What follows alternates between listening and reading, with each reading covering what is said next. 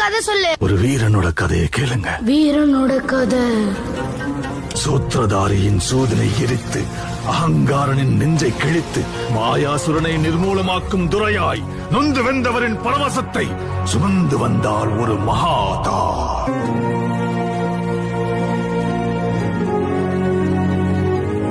பயந்து மருகி பதரை சுருங்கிய சந்திரன் முகிலின் முந்தானையில் அஞ்சு ஒளிந்திருக்க ஜோதியாய் ஒரு பெண் எரிமலை ஒன்றை பெற்றெடுத்தார். எரியும் தீயினில் பொழியும் மழை போல் சாவின் வீட்டினில் காலனை வென்றவன். ஆணவத்திற்கு எதிராய் கிளர்ச்சி ரூபத்தில் லங்கேஸ்வரனுக்கு எதிராய் வெள்ளேந்தி நின்றார். எரியும் ஜமதக்னி கோபத்தை மீறி சர்வமும் தான் என்ற பரமனை வினவினார்.